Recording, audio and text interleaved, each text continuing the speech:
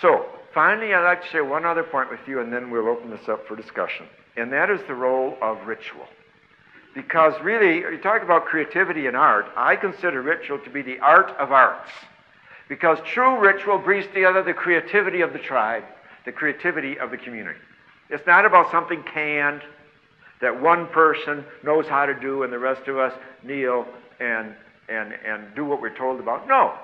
The word liturgy in Greek means the work of the people, not the work of a canned system. So, you know, when the Pope fired me about 10 years ago, I did an Aikido move and became an Episcopal priest, an Anglican priest, for one reason and one reason only. Not because I'm enamored of Anglicanism, although I will give them some credit for orthopraxis, because at least they ordain women and admit they ordain gay people, and they have women bishops, so I'll give them credit for that. But the point is that the reason I did this is that I finished my book on the reinvention of work right when the Pope was firing me. It was pretty well timed, actually. I had to reinvent my work. But the last chapter is on reinventing ritual, because I really do believe that ritual is a shortcut for humans to get moving, to wake up, to come out of ignorance, ignoring, and denial, and to become empowered. And of course, as Malodome Some teaches, the African spiritual teacher, there is no community without ritual, he says.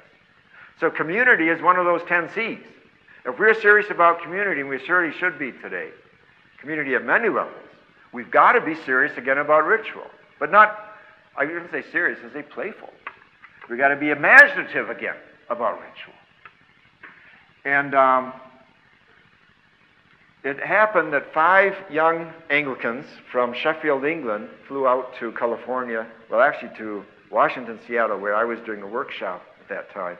And they told me about how they were taking rave, which is, you know, is all-night dancing to go into trance. And they had brought her into the liturgy in the Anglican Church. And I thought, now this is something. This is just what I was writing about in my book. Real ritual has to include the body. And it's got to include imagination. So I flew to Sheffield to see what they were doing, and I was very impressed, etc., etc. Make a long story short, that's where I became an Anglican, and I went to the Episcopal bishop, since the Pope didn't need me anymore, that was obvious. And I said, I want to do this, but only to work with young people to reinvent ritual, and he said, go for it.